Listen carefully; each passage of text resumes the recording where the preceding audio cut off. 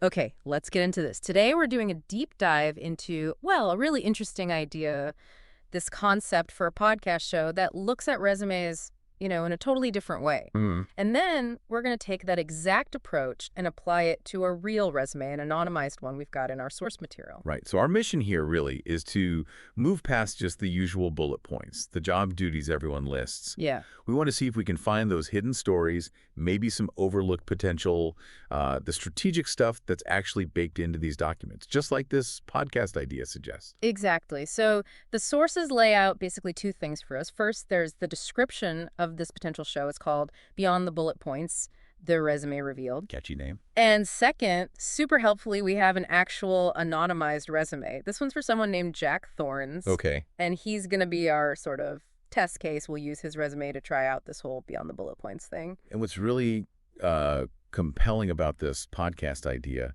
is how it wants to shift how we even think about resumes. Right. Saying, look, don't just see it as a dry list of tasks. Think of it as holding, a real personal narrative. And the sources explain why that shift matters. Resumes often feel so transactional, like checking boxes. Yeah, totally. But they argue the real person, their drive, their unique path, what makes them tick, that's the valuable stuff. And it is in there, kind of hidden in the details if you know how to read it. And a key part of making this work, they suggest, is this dynamic between two kinds of co-hosts.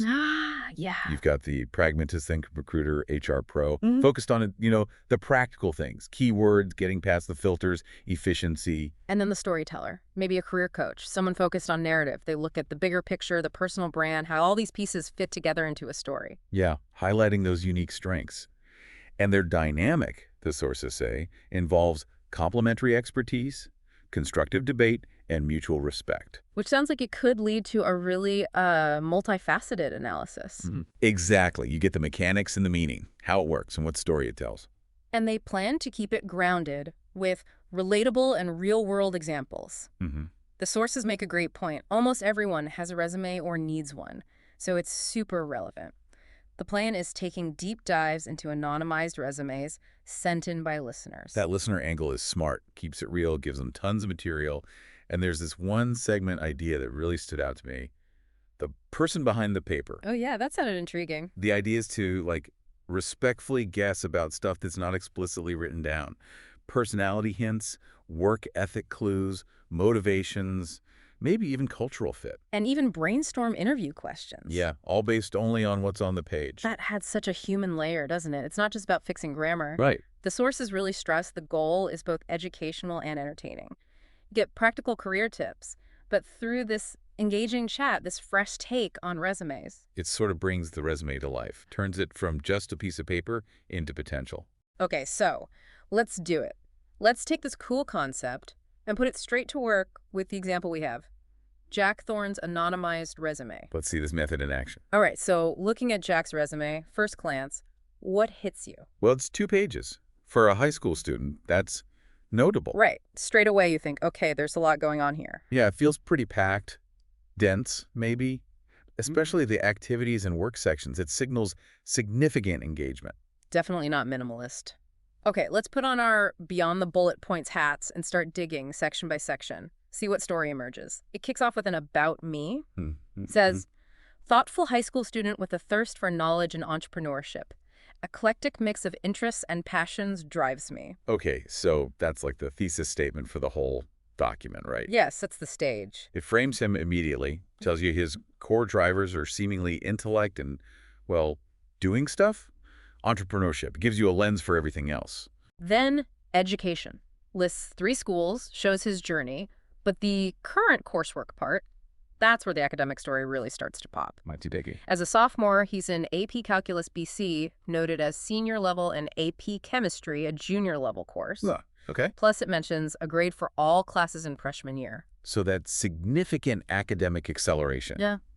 And success. It's not just intelligence, right? It points to, serious dedication, handling tough work, and that thirst for knowledge he mentioned validates the intro. Next up, ICJA awards. Got the Masliansky Award for bringing joy and encouraging fellow students to get more involved. Interesting. And the Good Deeds Award for exemplifying outstanding character. So these aren't your standard academic medals. They highlight character, positive influence, community spirit, adds a whole different layer beyond just the grades. Social impact stuff. Now we hit the ICJA activities section, and wow, it's loaded. First, Mathletes. Participant, then promoted to captain in sophomore year. And look at the responsibilities listed. Organizing, making pamphlets, recruiting, teaching, facilitating, even inspiring math growth. So quick leadership progression. And the role is broad. It's not just being captain. It's admin, comms, teaching, mentoring. That's comprehensive leadership experience right there. Then Yomi Club. He's the founder. Gender again. Studies Talmud daily, sometimes gives lectures, and finished a 176-page tractate. Wow. Okay, Founding Signals Initiative, we see that pattern. Daily Talmud study. That takes incredible discipline. Intellectual commitment. Seriously. Giving lectures suggests public speaking, teaching skills. And finishing a 176-page tractate. That's a major academic achievement. Shows deep focus, perseverance.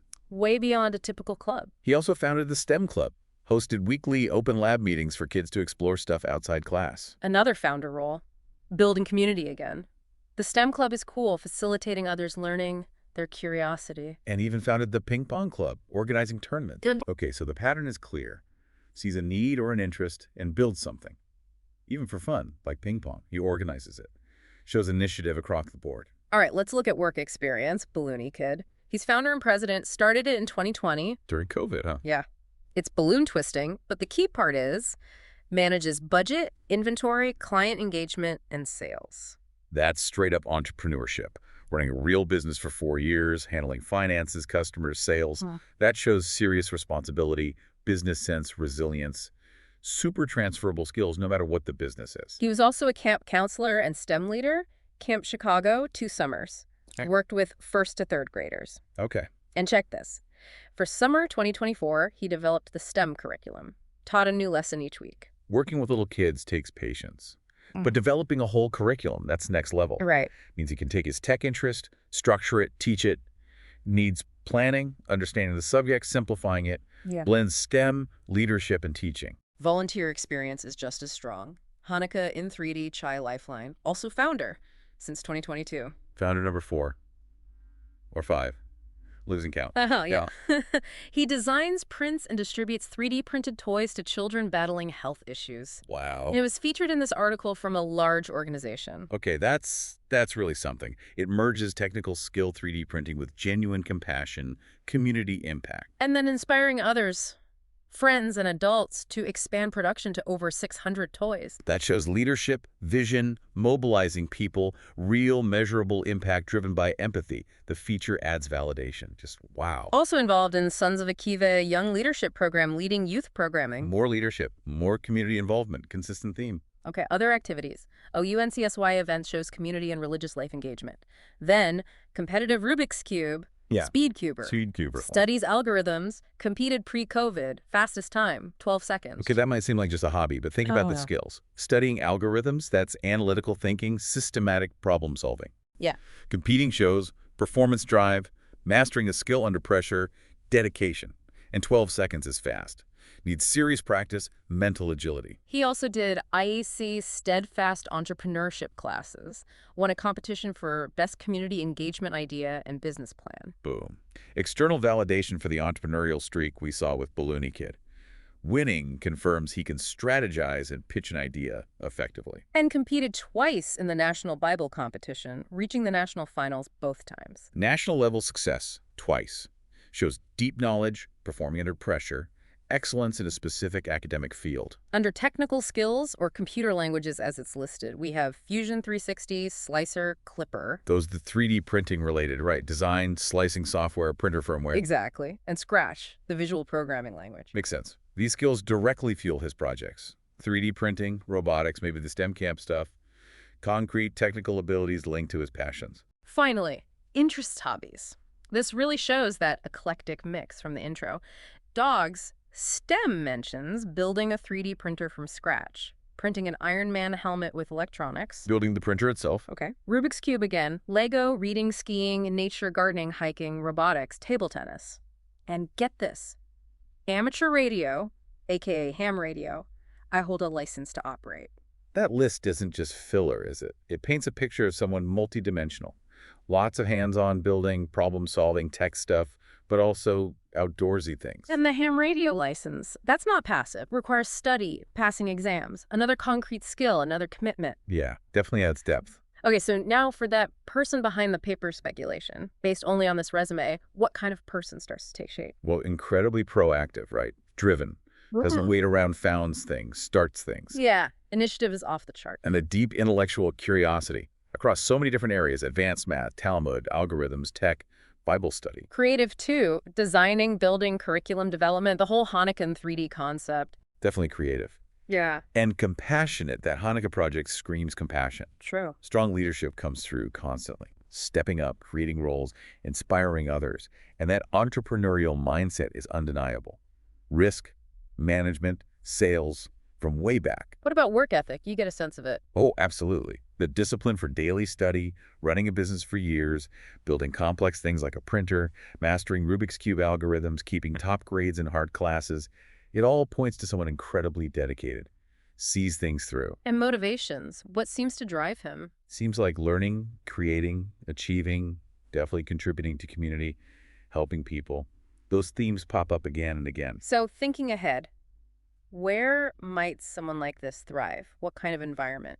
I'd imagine places that really value innovation, intellectual challenge, taking initiative, where making a tangible impact is key. Roles that blend tech, leadership, problem solving maybe. Yeah, something like that. Settings where they can keep building, leading, learning. Seems ready for demanding environments, academic or professional. And this resume definitely sets up some great interview questions, like the podcast concept suggested. You wouldn't just ask, tell me about your duties. No way. You'd want the stories. Tell me about deciding to start Balloony Kid. What was your biggest hurdle early on? Or, what sparked Hanukah in 3D? How did you actually scale it up to 600 toys? What was that process like? Walk me through creating that STEM curriculum. What was tricky about explaining those ideas to really young kids? You founded so many clubs. What's your philosophy on building a community around an idea?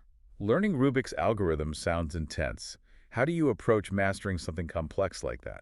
Tell me about making it to the national finals in the Bible competition. What did you take away from that experience? See, these questions get at the how and the why. They reveal thinking, resilience, creativity, passion, much more than just summarizing tasks. So let's wrap this up. Applying this beyond the bullet points lens to Jack Thorns' resume, what are the big takeaways? Well, first, it really proves the podcast idea's main point, doesn't it? Yeah. A resume is way more than a list. It's a collection of clues that, together, tell a really rich story about someone's abilities, character, potential. And we saw how that story gets told. Looking for patterns was key. Exactly. Founding multiple things isn't just a list of activities. It's a pattern of initiative and leadership. That's the narrative. Precisely. We also saw the power of specific details and impact, even in unusual places. Managing a budget, finishing that track date, the 600 toys, winning the competition, building the printer. Yeah. Those specifics, often quantified, show real skill and impact. They're gold for demonstrating transferable abilities. And it showed that unique hobbies aren't just filler, right? Rubik's Cube shows analytical skill. Bible competition shows deep knowledge. Ham radio shows technical discipline. They add layers, reveal hidden talents. Totally. So for you listening, the takeaway is this. When you look at a resume, yours or someone else's, don't just skim the bullet points. look deeper. Yeah. Look for the threads connecting things. What patterns of skill or interest show up across different areas? How is impact shown, not just responsibility? What do those interests really tell you about the person? It really pushes you to engage with the resume much more actively, more interpretively. It really does. Turns it into a story you get to uncover. So we started with this really neat concept for looking at resumes differently. And then we put it straight into practice with Jack Thorns' detailed example. We saw how digging for those hidden stories, that overlooked potential, let us build a pretty compelling picture from just the words on the page. Yeah, the details really painted the narrative. So maybe tonight, take a look at your own resume. Don't just see it as a list of stuff you did. Think of it as like the opening chapter of your story. What story does it tell right now? And based on what you're doing, learning, building, Yeah. what's the next chapter going to look like?